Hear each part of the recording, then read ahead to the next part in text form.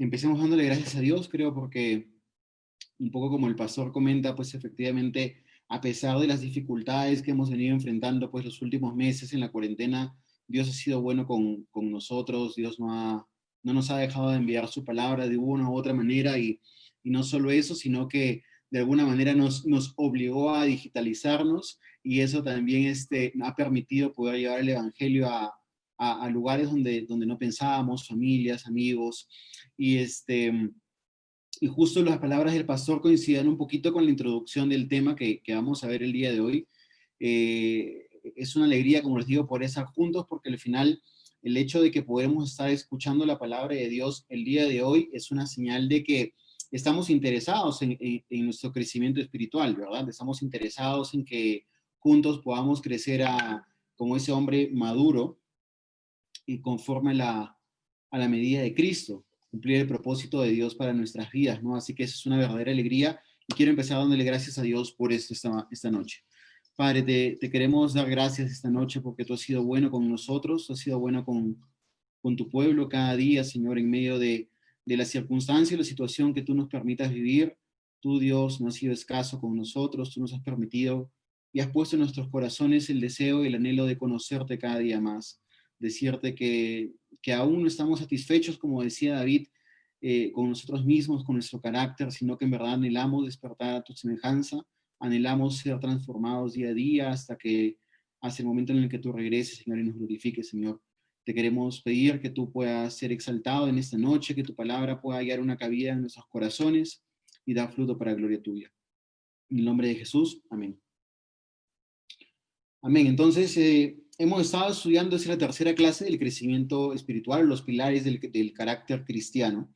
Y la finalidad, pues siempre lo digo y trato como vamos a ir viendo temas puntuales o aptitudes, características de un creyente maduro, siempre trato de alguna manera de ubicarnos dentro del contexto general del curso como para no perdernos.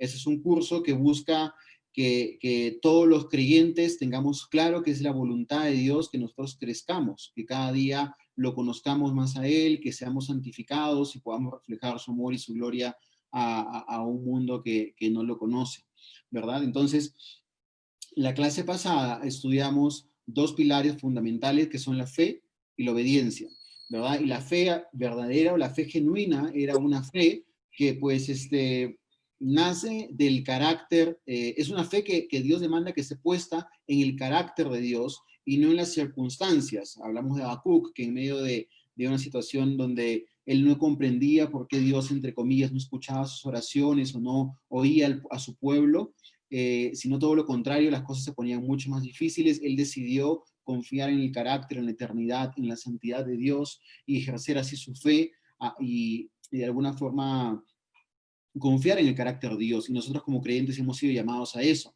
Y esta fe, hablamos también que era una fe que no es una fe... no es una fe que no podamos visualizar, que no sea tangible, sino que la fe verdadera siempre va a traer obediencia como consecuencia. Los frutos de una fe genuina van a ser la obediencia. Entonces, recordemos que es el Espíritu Santo que nos santifica, que es el Espíritu Santo que nos perfecciona para de alguna manera obedecer a Jesucristo. Así que el día de hoy, continuando con el estudio, tenemos dos pilares nuevos o diferentes, que son características de los creyentes maduros y quizás no solo los maduros, sino son características que todo creyente de alguna manera debería anhelar o debería estar buscando para glorificar a Dios. Y ambas tienen también, así como la fe y la obediencia, una relación. Esas dos pilares o características, aptitudes, tienen también una relación. Así que vamos a empezar viendo la primera. La primera característica o el primer pilar que vamos a estudiar el día de hoy es la humildad. ¿Ok? La humildad es quizás una característica que se encuentra en el centro de toda nuestra vida cristiana. Si nosotros analizáramos o nos pusiéramos a meditar en la obra de Dios en nuestra salvación, reconoceríamos y entenderíamos que la obra de Dios en nuestras vidas para salvarnos y santificarnos es algo que Dios hace absolutamente desde el principio hasta el fin. Es un pacto que Dios ha hecho con Jesucristo, en el cual nosotros somos beneficiados por Él y en donde nosotros no tenemos que de alguna manera que aportar un grano para lograr esa salvación. es un regalo inmerecido que Dios nos da a través de la fe, por gracia, ¿verdad? Entonces, la humildad debería ser el fruto de todo creyente que logra comprender que efectivamente toda esta obra es una obra de Dios, ¿no? Sin embargo, el cristianismo de nuestros días enfatiza en muchos aspectos cosas contrarias. Por ejemplo, basta ir con un día a una librería cristiana y ver los principales bestsellers de libros cristianos que se venden para entender que la humildad no es una característica o un atributo que es exaltado hoy día, inclusive dentro del pueblo de Dios. Por ejemplo, yo apuntaba un par de títulos aquí. El campeón que hay en ti es uno de los títulos de uno de los libros más leídos en la última década. Voy a disfrutar la vida de un pastor aquí de Colombia, o Libere su potencial, también de otro pastor llamado Miles Monroe, y vemos que los títulos ya de por sí nos enseñan que esos libros hablan de un cristianismo centrado en nosotros mismos, ¿verdad? Es un cristianismo en el que buscamos nosotros alcanzar el potencial que tenemos, alcanzar nuestro éxito, una prosperidad económica, quizás en algunos aspectos, en algunos momentos, y no son libros que busquen exaltar a Dios o glorificar a Dios o mostrar lo que las escrituras enseñan acerca de Dios, sino que es un cristianismo falso, finalmente es un cristianismo en donde el centro no es Cristo, sino somos nosotros, ¿no?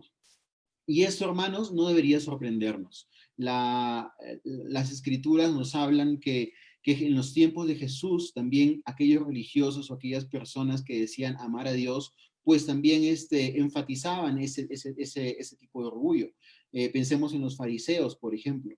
Jesús tiene palabras muy duras hacia ellos puntualmente en Mateo capítulo 23, donde él hace una exhortación y una acusación a todos los fariseos, y él pues los llama que son hombres que aman los lugares de honor, que son hombres que aman los primeros lugares en las reuniones, en las sinagogas, son hombres que les gustaba que los llamaran que eran maestros, y Jesús tiene palabras como que hipócritas, ciegos, guías de ciegos, sepulcros blanqueados. O sea, las palabras más duras que nuestro Señor tiene hacia un grupo de personas son hacia los fariseos. ¿Pero por qué? Porque efectivamente estos fariseos estaban llenos de puro orgullo espiritual.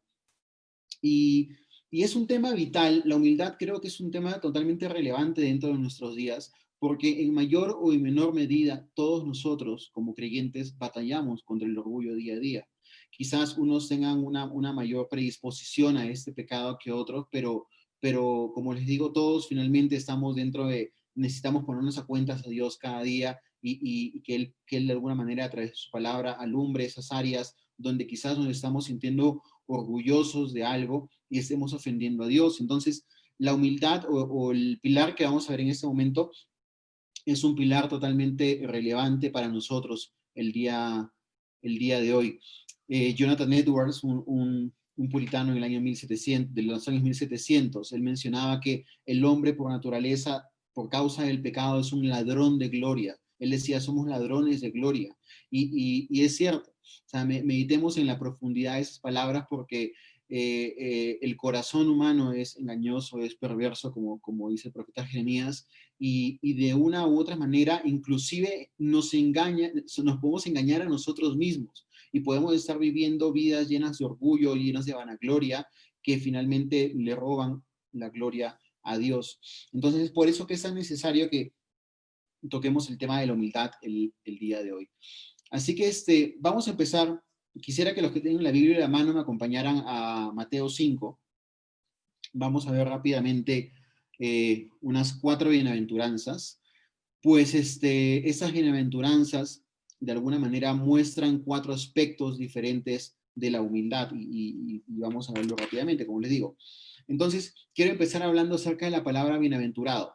Yo creo que no es nada novedoso decirles que la palabra bienaventurado es dichoso, es feliz, es una persona alegre. Entonces, cuando Jesús de alguna manera expresa esas bienaventuranzas, él dice, el hombre que haga esto va a alcanzar la felicidad o va a ser dichoso o va a ser bienaventurado, va a ser alegre, feliz. ¿Ok? Entonces, prestemos mucha atención a los puntos que nuestro Señor habla para poder alcanzar esa bienaventuranza. Y ahondando un poquito más en esta palabra, Homero y Hesiodo fueron los padres de la mitología griega. ¿Ok? Y ellos escribieron muchos libros, la Odisea y otros libros que son conocidos aún hasta el día de hoy. Y ellos decían que los dioses griegos eran macarios. Macarios es la palabra griega para bienaventuranzas. Y decían que eran felices, dichosos o macarios o bienaventurados los dioses griegos, pues a estos dioses no les interesaba en lo más mínimo lo que ocurriera en la tierra. Y por eso, como eran tan ajenos a los problemas o las circunstancias que existían en la tierra, ellos eran muy dichosos. Y eso lo comento porque nos permite entender o profundizar o darnos una perspectiva distinta de la palabra bienaventuranza, que es una palabra que señala que esta dicha o esta alegría no está sujeta a la situación en la que nosotros vivimos el día de hoy. Esta dicha no está sujeta a la economía de nuestro país, a los indicadores de desempleo, no está sujeta a si los precios de la comida subieron o bajaron. Esta alegría o esta bienaventuranza o dicha que nuestro Señor nos ofrece radica directamente en su carácter, en el deseo de Dios de querernos otorgar. Así que vamos a empezar, voy a compartirles ahorita, para aquellos que no tienen la Biblia a la mano, voy a compartirles el texto, Mateo capítulo 5, versículo 3 al 6. Y dice lo siguiente, bienaventurados los pobres en espíritu, pues de ellos es el reino de los cielos. Bienaventurados los que lloran, pues ellos serán consolados. Bienaventurados los humildes, pues ellos heredarán la tierra. Bienaventurados los que tienen hambre y sed de justicia, pues ellos serán saciados. Y las bienaventuranzas continúan, pero puntualmente vamos a hacer énfasis en esta noche acerca de esas primeras 4 bienaventuranzas. Y hablar que aquellos pobres en espíritu, aquellos que lloran, aquellos humildes y aquellos que tienen hambre y sed de justicia, pues van a recibir diferentes resultados de eso, ¿no? Entonces, empecemos viendo el versículo 3, que es lo que dice, bienaventurados los pobres en espíritu, ¿ok? La palabra pobre es la palabra tochos, es una palabra griega que hace referencia a un mendigo, a alguien incapacitado para trabajar. No es una persona que tiene escasos recursos económicos, es una persona que no tiene absolutamente nada, no tiene manera de sostenerse a sí mismo. Ayer Steven hablaba acerca del paralítico, ¿verdad? Ese paralítico no tenía la capacidad de ni siquiera poder acercarse al Señor. Ese paralítico es una persona pobre, es el mismo término que podríamos utilizar en este momento.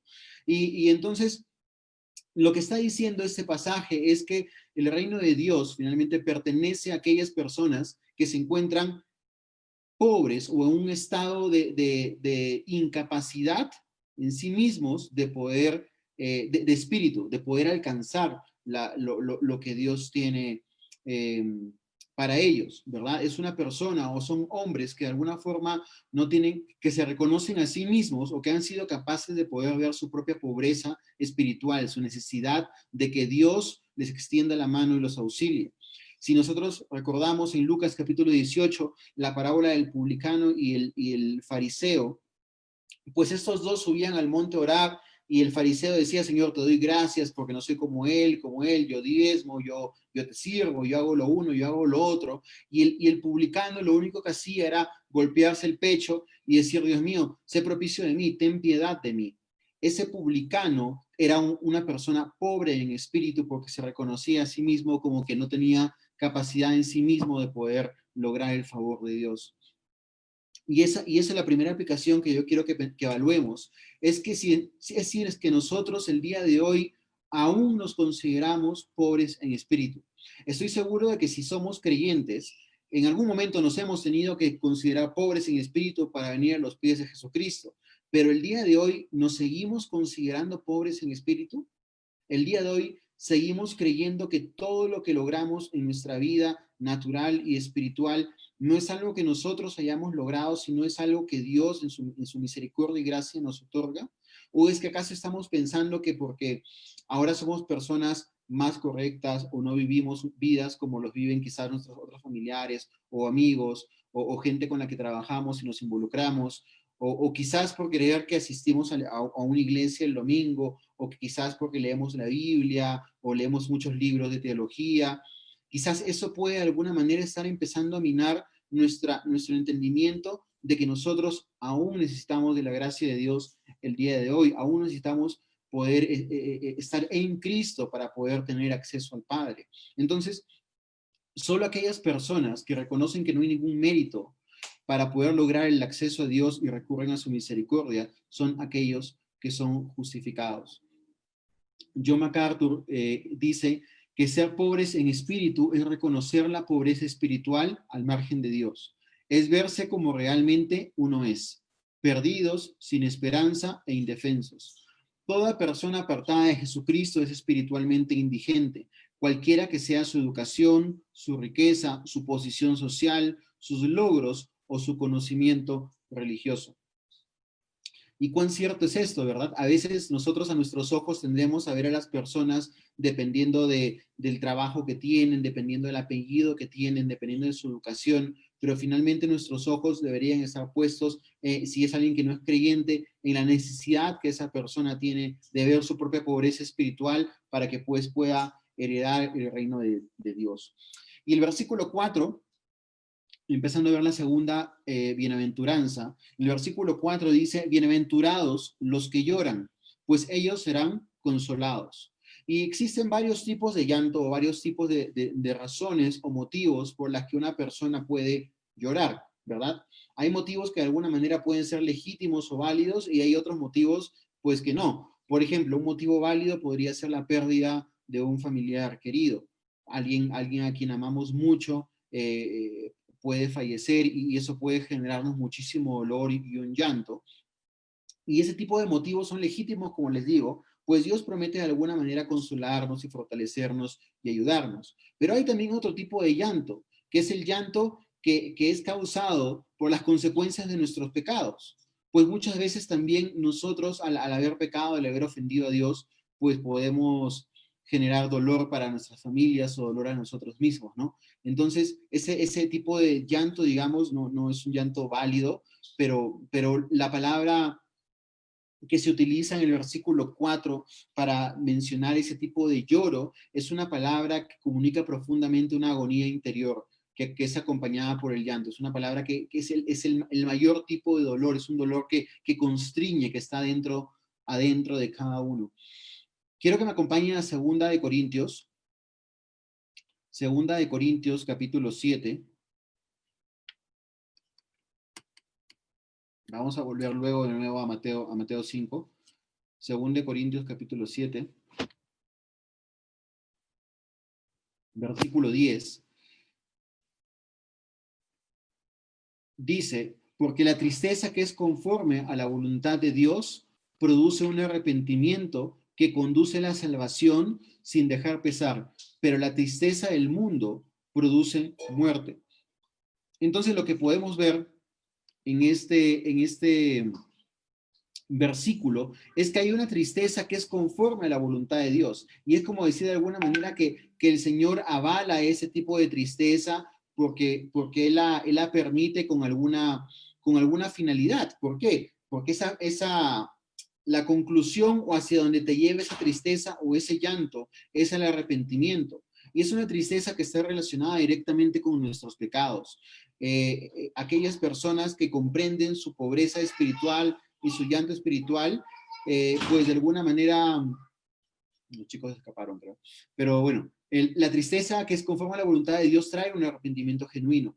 Y es esa persona que de alguna manera comprende la pobreza espiritual que tiene, pues continuamente va a llorar por sus pecados, pues va a estar apercibidos de ellos, ¿no? Es un tipo de llanto que de alguna manera pues produce crecimiento espiritual, que es lo que estamos viendo en este momento. Y la promesa que Dios da a aquellas personas que reciben que tienen ese tipo de llanto es que Él mismo los va a consolar.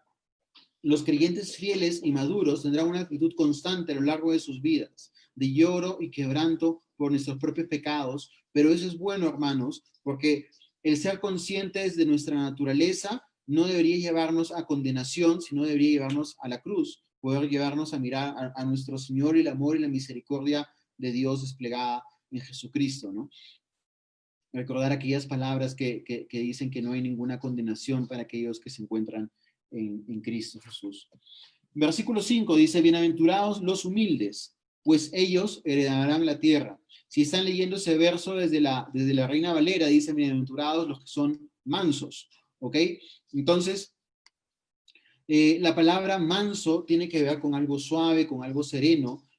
Inclusive en algunas partes de las escrituras se la utiliza como para alguna forma hablar acerca de una medicina que relaja, algo que está tranquilo, sereno, apacible.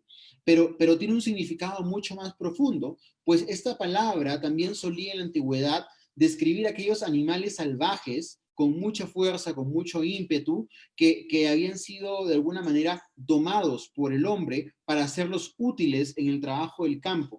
No sé, imaginémonos a un buey quizás que era antes un animal muy salvaje, que era libre, que corría por los prados, por las praderas, y el hombre cuando logra domesticar a ese animal, toda la fuerza de ese animal, en ese momento al ponerle un yugo encima, sirve para que la agricultura se pueda desarrollar.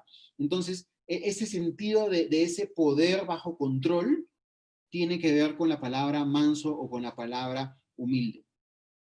Y pensemos en nosotros mismos, en eso. Una persona mansa, no necesariamente porque está asociada lamentablemente a decir que una persona humilde es una persona débil o es inclusive una persona que no tiene dinero. Y eso es algo ajeno al significado genuino real de esa palabra.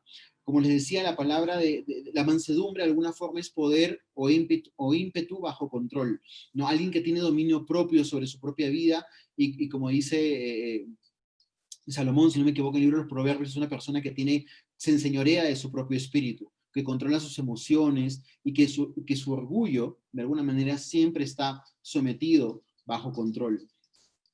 Y es la voluntad de Dios, hermanos, que nosotros, como el pueblo de Dios, seamos personas mansas y seamos personas humildes. Siempre lo ha sido. Si nosotros vemos a través de las Escrituras, podemos ver que en el libro de Job, capítulo 5:11, hablaba que Dios ponía en alto a los humildes, y ese principio pues aparece en diferentes partes de las Escrituras. Moisés, por ejemplo, en el libro de Números 12:3, menciona que él era un hombre humilde o manso, más que cualquier otro hombre. David era un hombre conforme al corazón de Dios, y él escribe en el Salmo 25:9 que Dios encaminará a los humildes por el juicio y a los mansos enseñaría su carrera. Y en el Nuevo Testamento, Pablo también exhorta a los creyentes en Efesios 4:1-2 que nosotros debemos andar en humildad y mansedumbre. Tito también le dice a Tito que seamos mansos con todos los hombres. Y al indicarle todos estos versículos, la intención es que podamos entender que a lo largo de las Escrituras, Dios ha mostrado que es su voluntad que nosotros como creyentes, como su iglesia, pues podamos ser una iglesia mansa y una iglesia humilde, una iglesia que tenga control y dominio propio sobre uno mismo, como para poder de alguna forma nuestro orgullo, nuestra naturaleza impetuosa que suele levantarse, siempre puede estar sujeta a la voluntad de Dios. El manso, o nuestro Señor, es el ejemplo, creo yo, más grande de mansedumbre. Hoy día leí un libro que hablaba que las escrituras o los evangelios tienen como 86, 89 capítulos, y esos evangelios pues narran las historias y las obras que Jesucristo ha hecho y los milagros y las palabras, todo queda registrado, pero que solo hay un versículo donde Jesús de alguna manera habla de su carácter o de su propio corazón, y es cuando él dice que él es manso y humilde de corazón.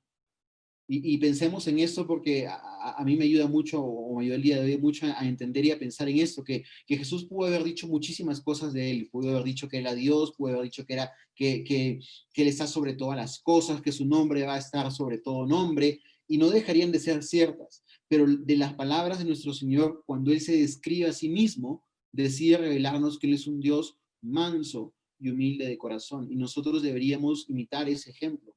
Pues ahora esa mansedumbre no significa que es una persona que es mensa, ¿verdad? A veces confundimos la mansedumbre con una persona que está como que apagada, que deja que a uno lo pisoteen. Al contrario, nuestro Señor de alguna manera expresa en varias ocasiones un carácter o firmeza cuando ve que la gloria de Dios es atacada. Por ejemplo, si pensamos cuando él en dos ocasiones inclusive purifica el templo y ve que estaban comerciantes haciendo negocios con las cosas de Dios, él tira y vuelca todas esas mesas de los cambistas. Y esa mansedumbre de alguna manera no es señal de debilidad, sino es, como les digo, un poder bajo control, bajo la voluntad de Dios. Entonces, y lo mismo, o sea, las palabras que él expresó a los fariseos, que les comenté hace un momento, son una señal también de firmeza y decir las cosas claras en el momento que tiene que decirlas. Entonces, una persona mansa y humilde no necesariamente es una persona que se deja pisotear o deja, no, perdóname, que deja que el nombre de Dios sea pisoteado. Sin embargo, sí es una persona que ha muerto a sí misma. El humilde es una persona a la que le ha dejado de preocupar la opinión que otros tienen sobre uno. Y cuán difícil puede ser entender esto o aplicar esto en nuestras propias vidas. Hoy día vivimos en una época de youtubers, una época de influencers, donde el hombre busca pues ser el exaltado y el centro de todos y que tenga muchos seguidores. Y, y al final yo creo que eso muestra el ego puro del ser humano, ¿verdad? Ellos buscan ser egocéntricos, buscan que ellos sean el centro de todas las cosas. Pero la persona humilde, la persona mansa, es una persona que no le gusta atraer atención a sí misma, es una persona que ha muerto su ego, es una persona que ha dejado de lado el qué dirán o las opiniones de otras personas. Y el resultado de esta mansedumbre, como dice el versículo 5, es que ellos heredarán la tierra. Creo yo que la relación que tiene la mansedumbre y la humildad con la herencia de la tierra que habla probablemente en el milenio, cuando Dios de alguna manera pueda reinar sobre este mundo, creo que el meditar en que Dios sigue gobernando y que Dios sigue enseñoreando sobre cualquier situación, nos mantiene a nosotros con un espíritu apacible y con un espíritu manso, sabiendo que nuestro Padre siempre tiene todas las cosas bajo control. Versículo 6 dice, bienaventurados los que tienen hambre y sed de justicia, pues ellos serán saciados. Hambre y sed de justicia. Todas las personas que han visto su propia necesidad espiritual, su pobreza espiritual, aquellas personas que lloran por sus pecados continuamente y aquellas personas que han sido humilladas delante de Dios de alguna manera, pues ellos van a tener un hambre por la justicia y por la santidad de Dios. En la medida en la que nosotros caminemos hacia Cristo y seamos siendo transformados y siendo cada vez más humildes, nosotros vamos a tener un mayor deseo. ¿Y por qué Jesús utiliza esos dos términos, ¿no? Hambre y sed de justicia? Pues son quizás aquellos deseos naturales más intrínsecos dentro del ser humano, pues, pues nos lleva a entender que esas cosas son las cosas más relevantes finalmente para Dios. Y la búsqueda de justicia, pues, habla que es una búsqueda constante que nosotros como creyentes, pues, debemos ejercer. Entonces, esas cuatro características o aptitudes de la humildad que acabamos de ver ahorita, el reconocimiento de una pobreza de espíritu, el llanto por el pecado, la mansedumbre, el hambre y sed de justicia, deben ser características, hermanos, que nosotros tenemos que buscar continuamente. Deberíamos examinarnos si es que de alguna manera no lo estamos viendo. Ahora, debemos entender que, como lo hemos mencionado en las clases anteriores, que Dios efectivamente demanda cosas de nosotros, pero es Dios quien también finalmente a través de su Espíritu Santo hace esa buena obra en nuestras vidas. Segunda de Corintios, capítulo 12, y si quieren vamos ahí para que lo tengan en la mano, voy a leer un par de versículos, con el Segunda de Corintios, capítulo 12, Pablo narra una experiencia que él tuvo, ¿verdad?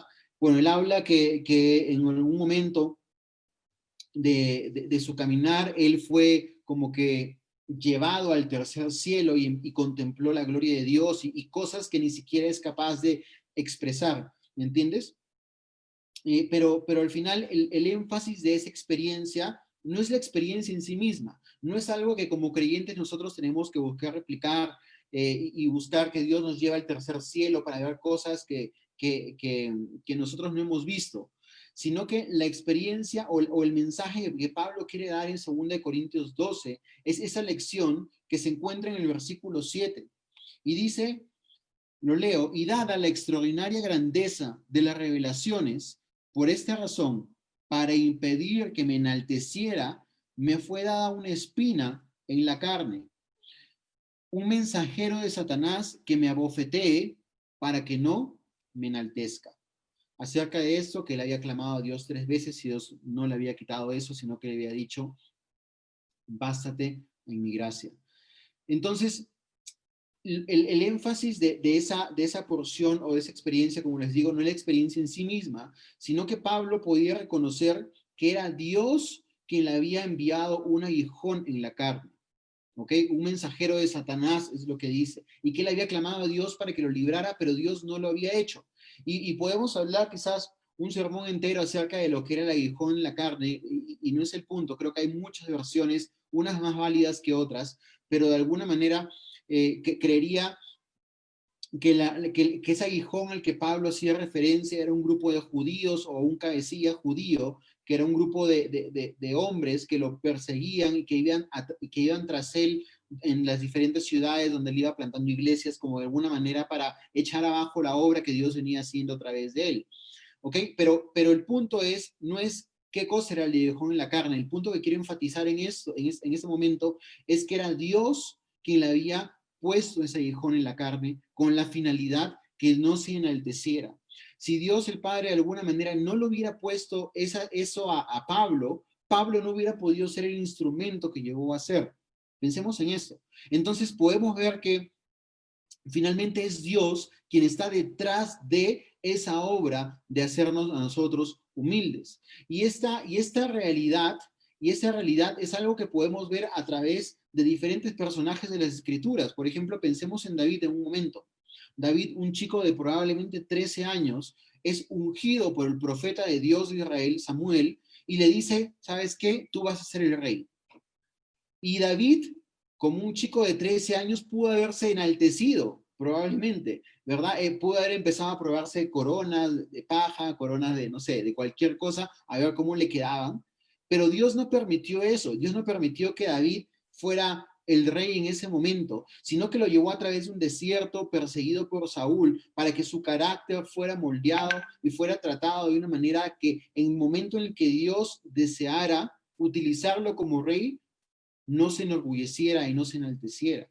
Y pasa lo mismo con Moisés, si vamos un poco más atrás.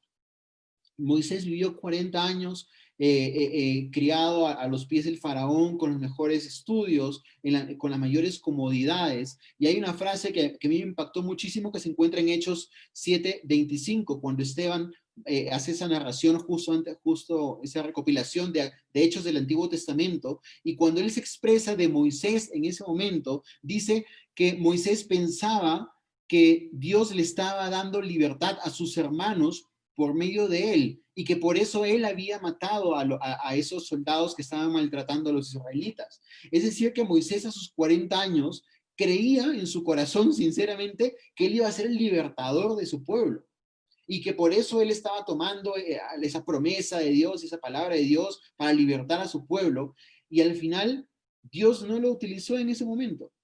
Dios lo llevó 40 años nuevamente en el desierto para poder transformar su carácter, y recién a los 80 años probablemente él empezó su ministerio, y cuando se acerca al faraón ni siquiera era capaz de hablar. ¿Qué diferencia que Aarón tenía que hablar a través de él? ¿Qué diferencia podemos ver en el carácter de estas personas, en el carácter de Moisés, en el carácter de David, en la propia vida de Pablo? Y veo detrás de ellos que la obra de Dios en esos corazones y en esas vidas de humillarlos era tan necesaria para que ellos puedan ser siervos útiles para el reino de Dios. Entonces el punto de esto es que Dios estaba dispuesto a usar cualquier extremo para humillar a sus siervos cuando deseen utilizarlos. Dios utiliza o Dios humilla a quien Él va a usar. Por eso es que el salmista en el Salmo 119, 71, él dice, bueno me es haber sido humillado para que aprenda tus estatutos. Entonces, para ir concluyendo el tema de la humildad no es algo que nosotros hacemos para hacernos dignos delante de Dios. No es que uno dice, yo voy a ser humilde, voy a bajar la cabeza, voy a tener apariencia de piedad, sino que es una obra divina, es algo que Dios hace necesario para ver nuestra propia condición y que entendamos que no hay nada en nosotros mismos para poder transformarnos y dejar de ser orgullosos. La humildad es tener un correcto concepto de sí mismo, es que nosotros entendamos, como decía David, quién soy yo y qué es mi casa para que tú me hayas traído hasta aquí o para que tú hayas hecho hasta aquí. Es entender que todo lo que tenemos, los talentos, los dones, las capacidades, los logros que ya hemos logrado en nuestras vidas, no los hemos logrado nosotros, sino han sido regalos y dádivas que Dios nos ha dado. El ser humilde es entender eso de nosotros mismos. El ser humilde es entender también que es Dios la fuente de toda buena dádiva. Y tiene que ver la humildad también con la relación o la forma de cómo nos miramos con respecto a nuestros hermanos o con respecto a otras personas. Quiero que me acompañen a Filipenses, capítulo 2.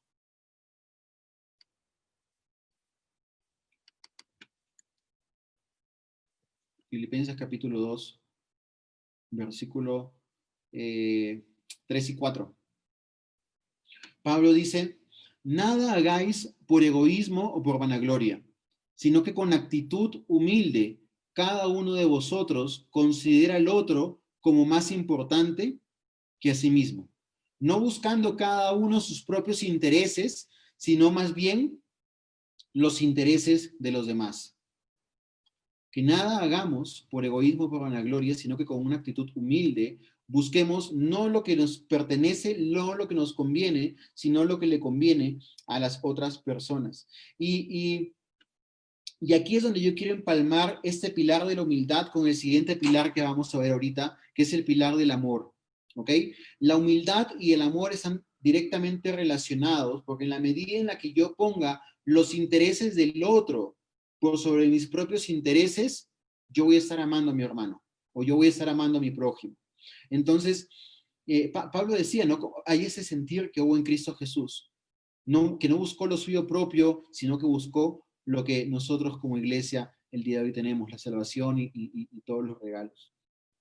Y del amor, pues, hermanos, podríamos hablar horas. Se han escrito libros, se han escrito novelas. El amor creo que es algo que a todos los seres humanos en general, creyentes, incrédulos, nos inspira, nos motiva.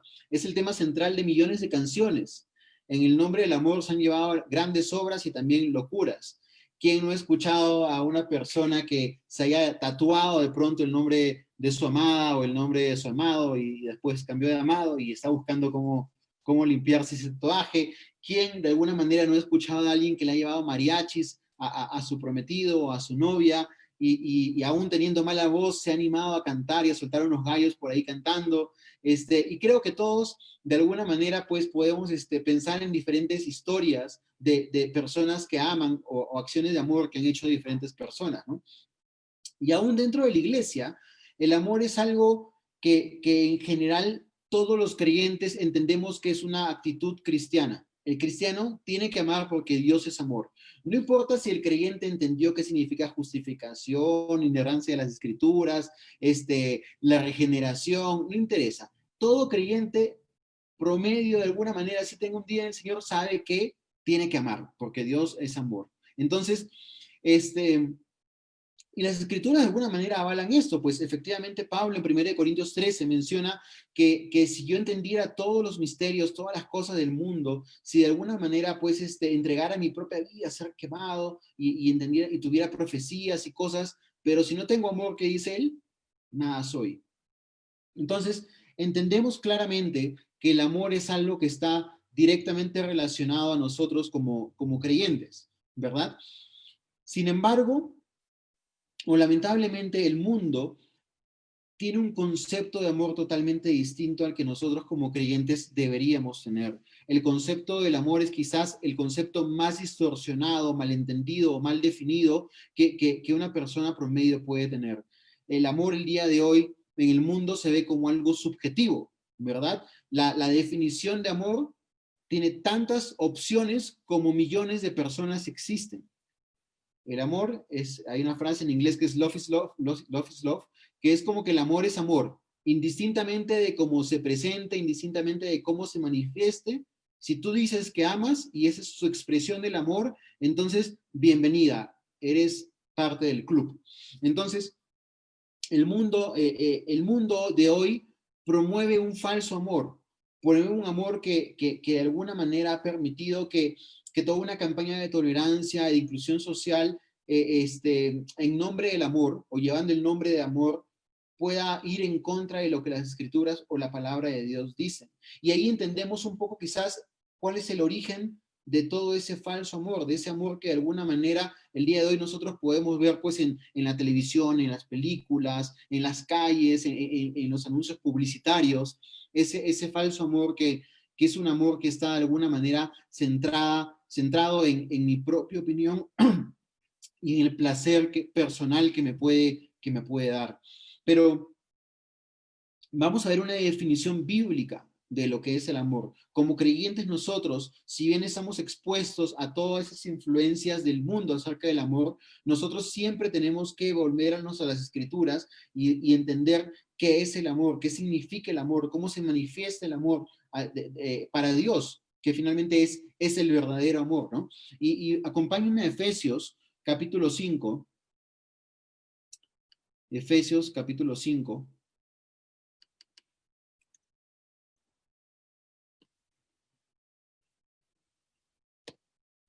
Efesios capítulo 5, vamos a ver en este momento el versículo 1 y 2.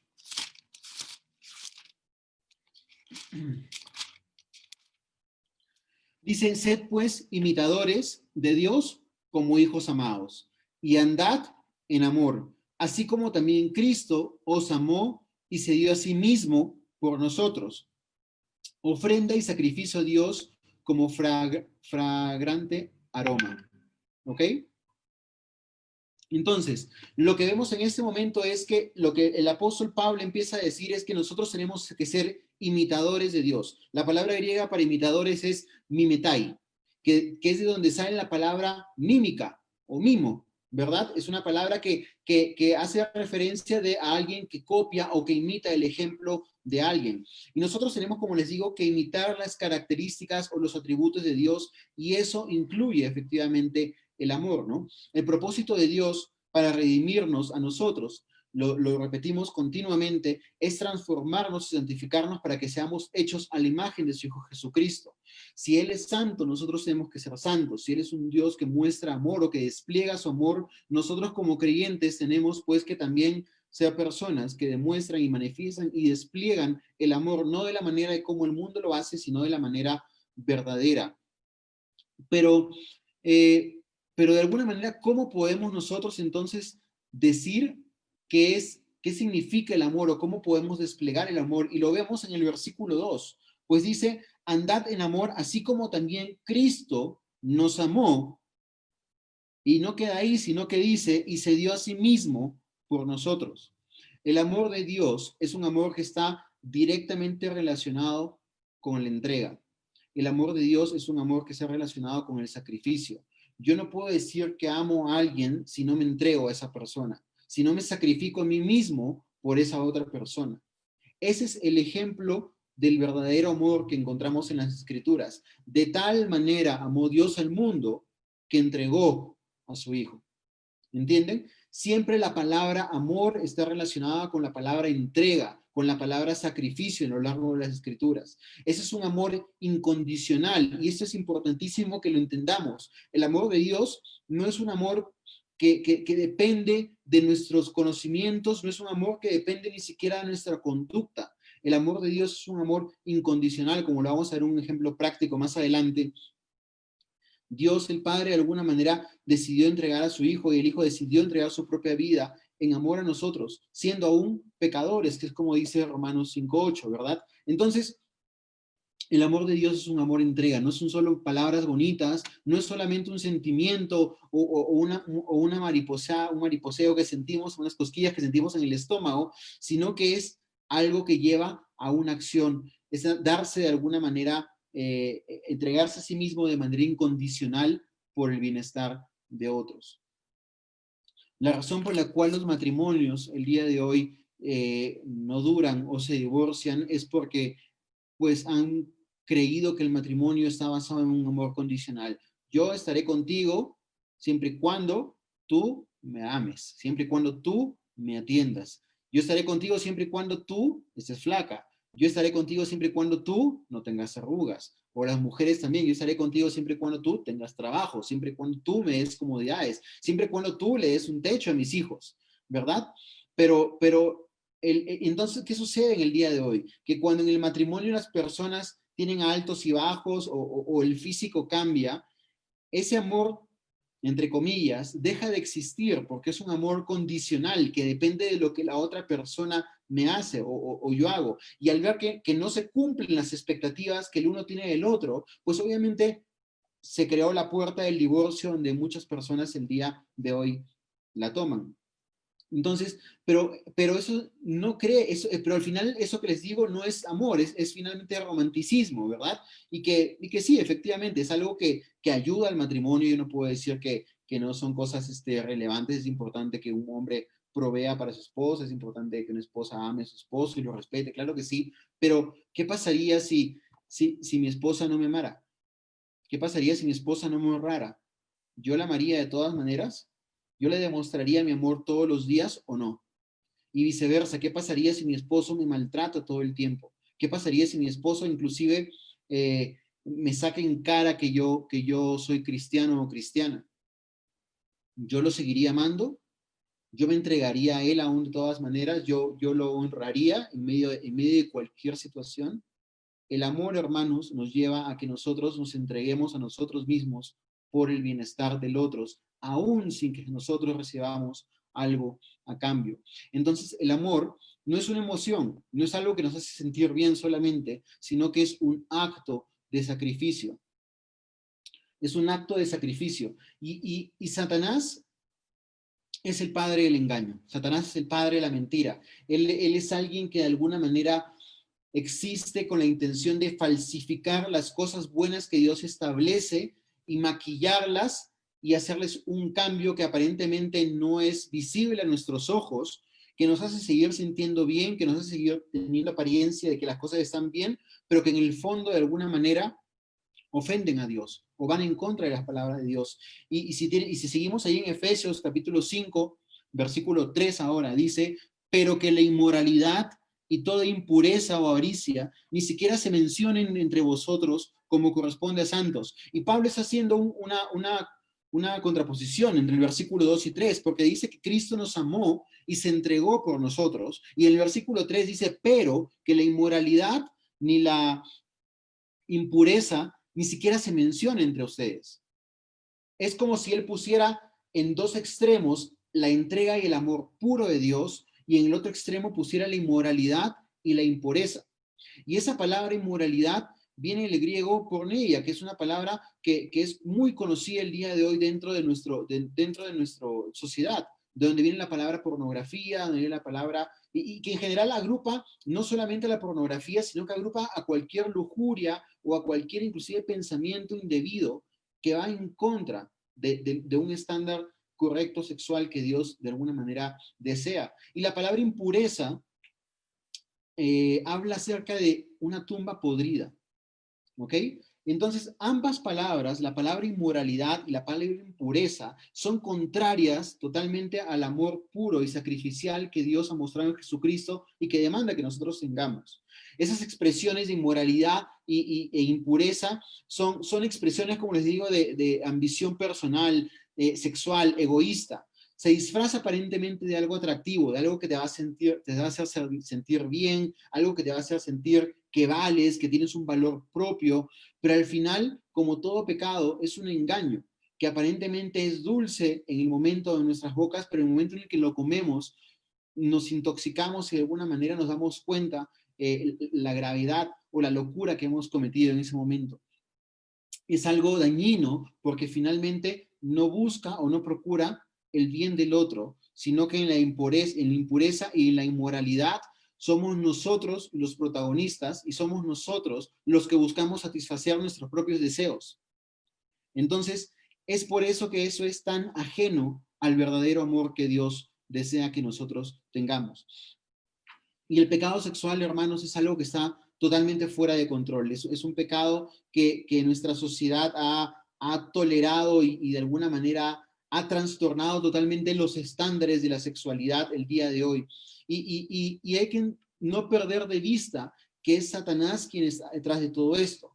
Lo que el enemigo finalmente busca, o el plan de ataque, si podemos llamarlo de alguna manera, que el enemigo tiene para nosotros los creyentes, o para el mundo en general, es impedir o lograr que aquellos incrédulos sigan ciegos, ¿verdad?, en sus pecados. Lo que él desea es que esas almas continúen condenadas, esa es su intención. Y él hace todo uso de un sistema mundano, por así decirlo, para poder controlar la sociedad a través de ideologías, a través de diferentes pensamientos que son promulgados el día de hoy a través de gobiernos o a través de los medios de comunicación. Y yo, hermanos, estoy sinceramente sorprendido de lo que el día de hoy nosotros podemos ver en los últimos probablemente 3, 4 años, versus lo que veíamos hace 10 o 15 o 20 años. Hermanos, la sociedad está cambiando y está girando a una velocidad que nosotros no podemos creer. Yo me acuerdo de haber tenido 20 años y ser creyente y haber leído en alguna revista o haber visto alguna película de un misionero que murió o fue perseguido por predicar el evangelio en un lugar muy lejano, en un país muy pobre, de aquellos que nadie probablemente conoce. Y, y decían, sí, pues qué bonito ejemplo, ¿no? Pero nunca pensé que nosotros quizás pues empecemos eventualmente a vivir en carne propia lo que sería una persecución religiosa, una persecución. Y pensemos en esto, que en la medida en la que la iglesia permanezca fiel a las escrituras, en la medida en la que la iglesia decida pararse firme en la verdad de Dios, indistintamente de lo que el mundo o el gobierno indique o señale o enseñe, en las escuelas públicas enseñes, si es que nosotros permanecemos fieles, hermanos, vamos a ser perseguidos.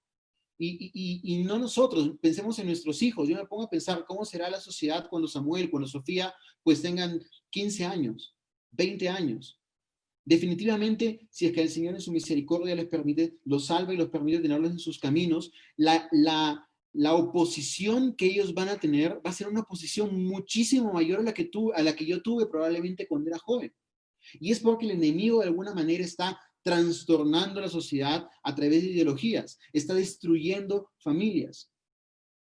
Leía que la revolución sexual ha sido probablemente la revolución que más daño ha causado, más daño que cualquier revolución política, social o militar. ¿Por qué? Porque la revolución sexual lo que ha logrado hacer es redefinir el concepto del amor, hermanos.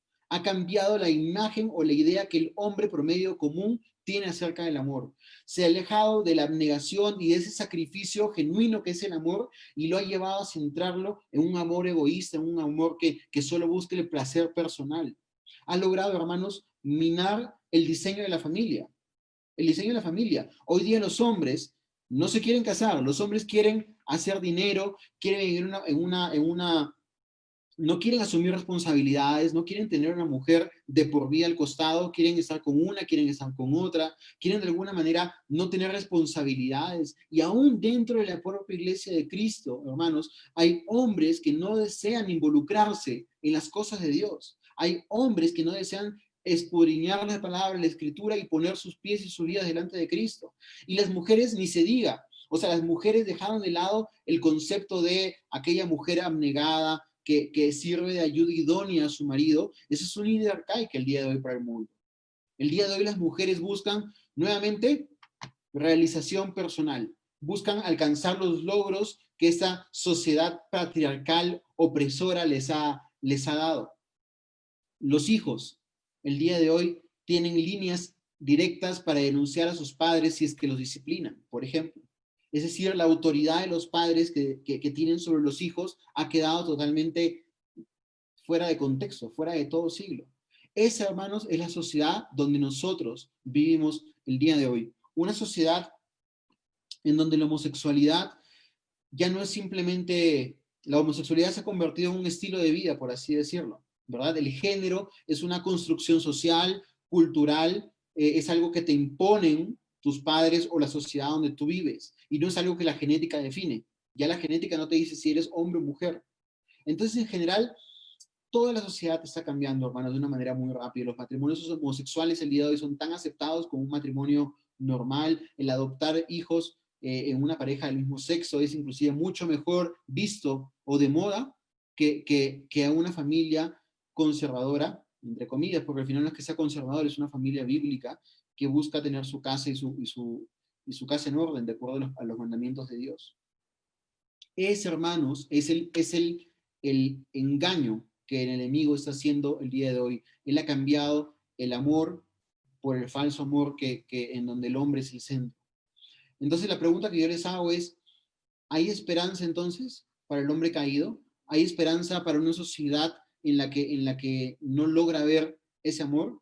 Y sí, sí hay una esperanza, y esa esperanza de alguna manera es Cristo, en la medida en que la iglesia refleje, o sea, ese ejemplo de ese amor verdadero. Y para ir terminando, quiero que me acompañen a Juan 13, Juan capítulo 13.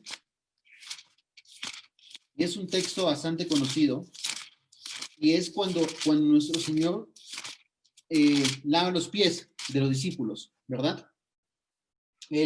Para ponerlos en contexto un poco, este acto de lavado de los pies de los discípulos se da la noche previa a la crucifixión, es la conocida como la última cena, y es curioso porque Lucas menciona que justo antes de que el Señor empezara a hacer esto, los apóstoles o los discípulos estaban discutiendo entre ellos quién sería el mayor en el reino de Dios. Estaban pensando, bueno, y si Jesús no está, ¿quién le sigue? ¿Tú eres el primero? ¿Tú eres el segundo? ¿El tercero? No, yo quiero ser el primero. Y estaban en una conversación totalmente llena de orgullo y buscando su propio beneficio, ¿verdad?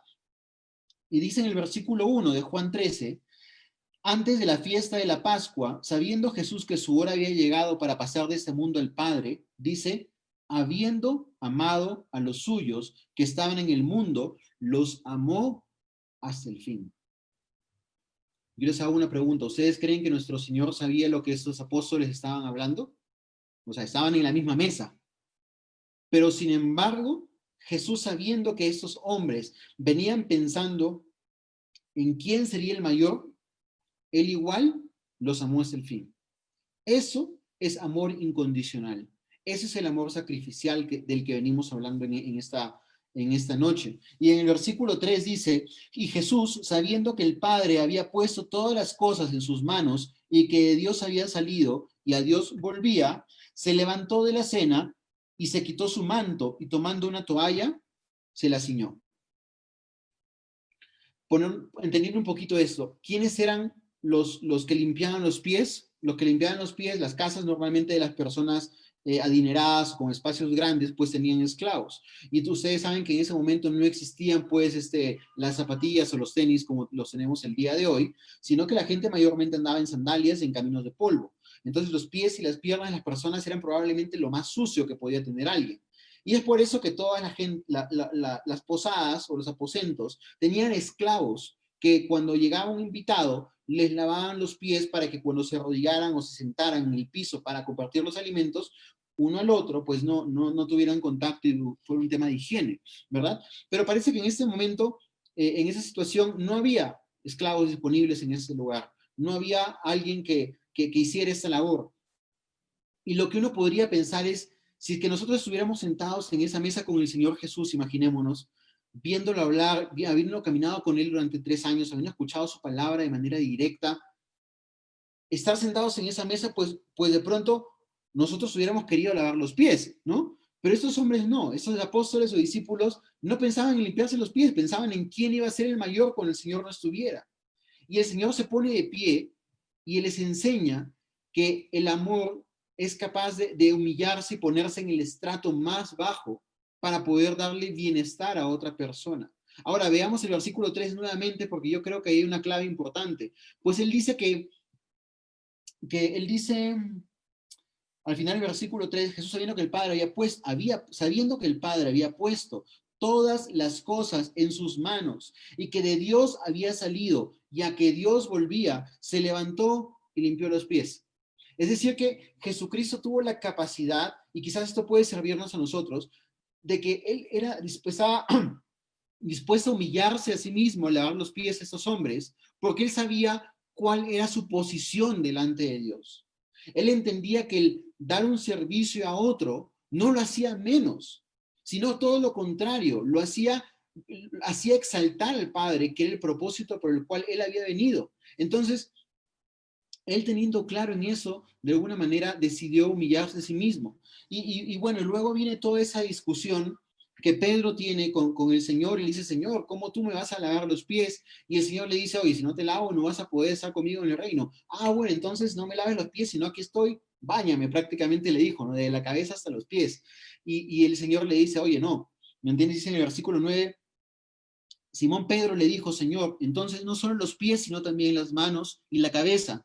Jesús le dijo, el que se ha bañado no necesita lavarse, excepto los pies, pues está todo limpio y vosotros estáis limpios, pero no todos.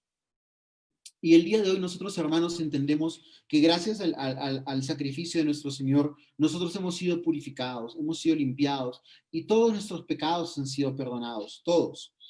Pero nosotros aún andamos en este mundo y nosotros aún pecamos, nosotros aún tenemos una conciencia que de alguna manera no ha sido 100% conformada a la mente de Cristo, por así decirlo, y es necesario que cuando nosotros pecamos, pues confesemos nuestros pecados en arrepentimiento delante de Dios, no como quien ha perdido su salvación, porque eso es algo que no puede suceder, pero sí como alguien que ha perdido comunión con Dios por sus pecados. Y es bueno que nosotros vengamos delante de Él a pedirle perdón por lo que hemos cometido el día de hoy, a examinar nuestros propios corazones y pedirle y clamarle a Dios que nos transforme si es que nosotros hemos identificado un pecado en nuestras propias vidas. Esta lección práctica del amor que nos da Jesús en Juan 13 es una lección de cómo funciona el amor, es una lección de cómo el amor se tiene que ver el día de hoy.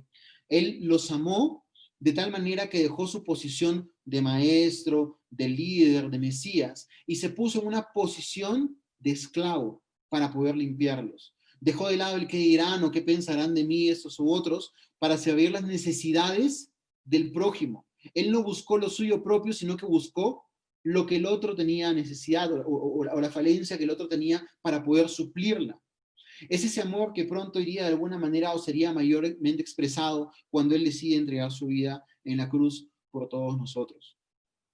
Y hermanos, ahí nomás en Juan 13, versículo 34 y 35, el Señor nos pasa la posta a nosotros el día de hoy. Y Él dice, un mandamiento nuevo os doy, que os améis los unos a los otros, que como yo los he amado, así también se améis los unos a los otros.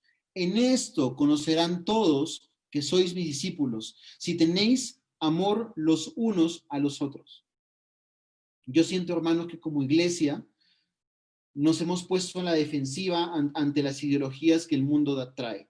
Nos hemos puesto como personas que señalan el pecado para ofender, para decir que eso está mal, y nuestro enfoque ha sido, en nombre de la verdad, quizás atacar a aquellos que no son como nosotros, cuando quizás nuestra razón o nuestro propósito, lo que hemos nosotros debido hacer, es mostrarles a ellos el amor de Cristo, así como Él lo hizo.